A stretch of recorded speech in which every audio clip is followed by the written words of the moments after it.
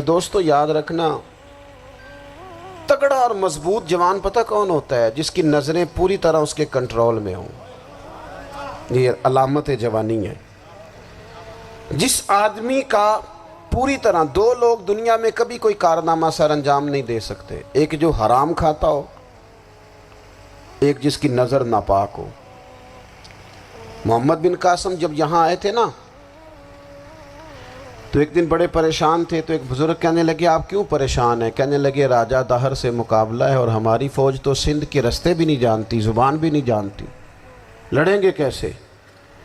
دو چار دن کے بعد ان بزرگوں کی دوبارہ محمد بن قاسم سے ملاقات ہوئی تو بڑے خوش تھے۔ کہا اب آپ کیوں خوش ہیں؟ کہنے لگے وہ میرا مقابلہ نہیں کر سکتا، میں نے تحقیق کر لی ہے۔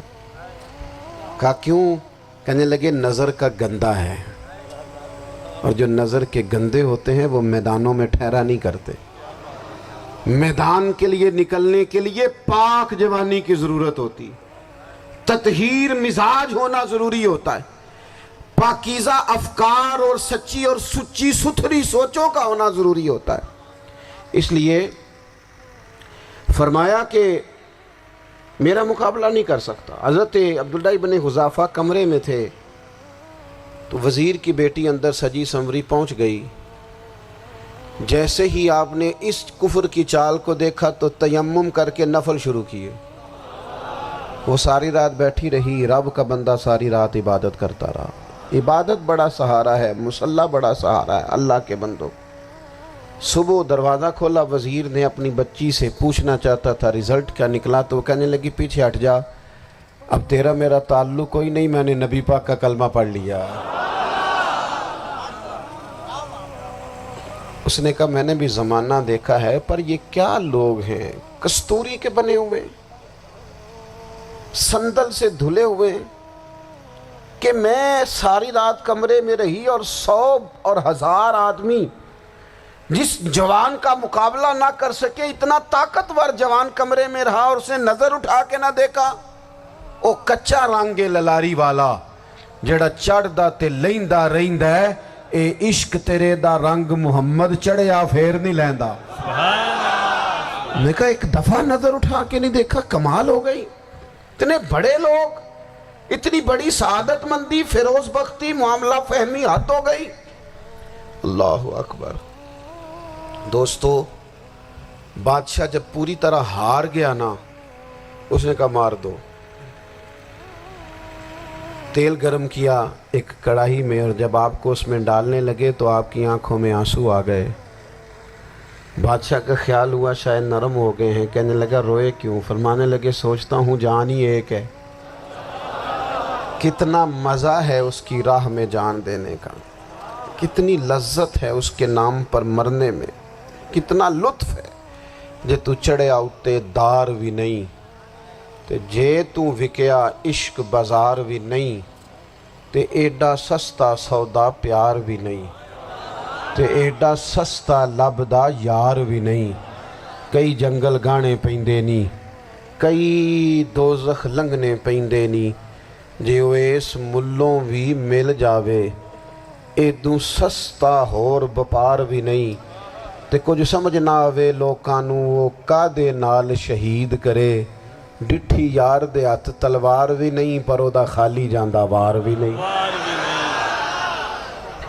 کہنے لگے ایک جان ہے نا، تو دل کرتا ہے ہزاروں ہوتی تو ایک ایک کر کے محبوب کے نام پہ قربان کرتا، جب میرے پاس ہے ہی ایک، کروں کیا؟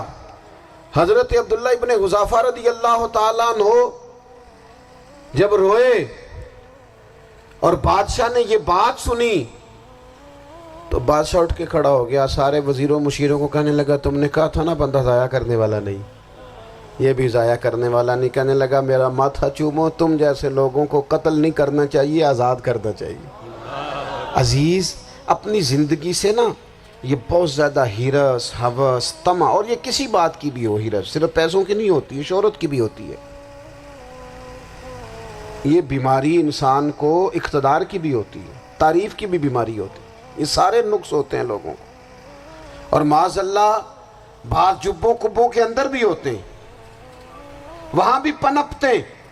اپنی زندگی جب تک اس سادگی میں نہیں لاؤ گے جو رسول پاک نے عطا فرمائی ہے، جب لوگ آسانیوں میں پوری طرح الجھ گئے تو پھر وہ دور ہوئے اور کفر چڑھ گیا۔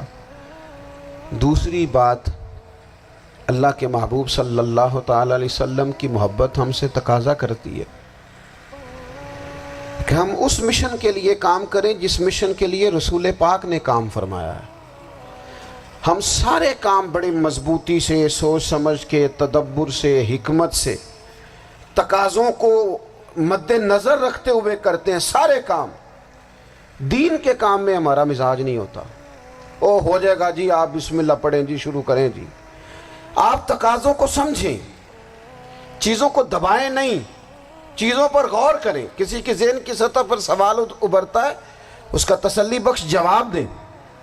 اپنی زندگی میں دین کے کام کے لیے اپنے آپ کو وقف کریں، اور دین کے کام کے بہت سارے پہلو ہیں۔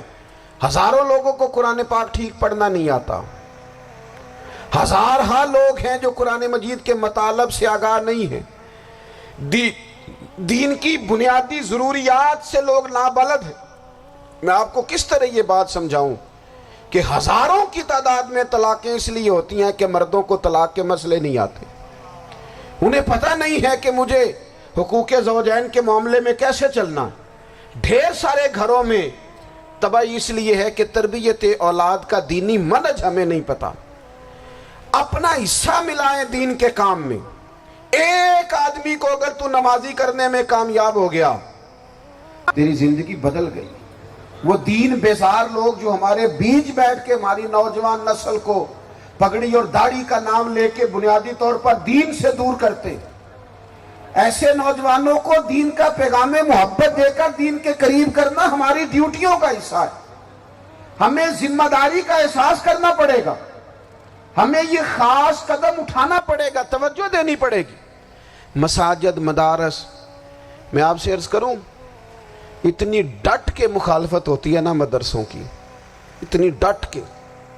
میں ادارہ چلاتا ہوں، اس کے چلانے میں جو مشکلات ہیں وہ تو ہم بتا نہیں سکتے آپ کو، اس لیے کہ میری قوم، میرا اس قوم سے تعلق ہے جو نعت خواں امیر کرنا چاہتی ہے، مدرسے نہیں۔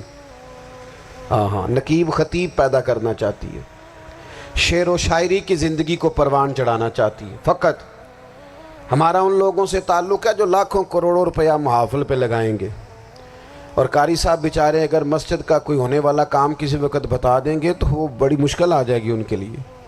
یہ کیسے ہو سکتا ہے، آپ نے یہ ڈیوٹی بتا دی؟ مدارس، اور جتنا اہم رول دین کو پھیلانے میں مدارس اسلامیہ کا ہے، اتنی زبردست، لوگوں کا خیال ہوتا ہے میری طرح کے لوگ شاید کام کرتے ہیں، ڈیوٹی کرتے ہیں۔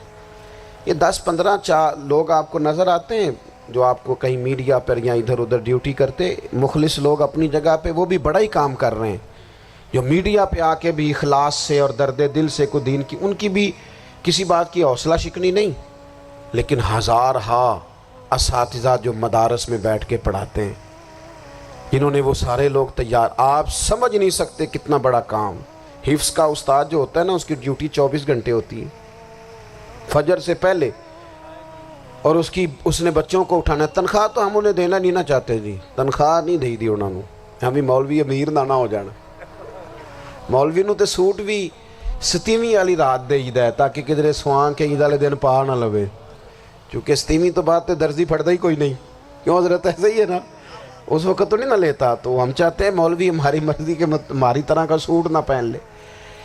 مدارس کی مضبوطی، آپ یہ دیکھ لیں، یہ صلاح الدین ایوبی کا تعلق بھلا کس چیز سے تھا؟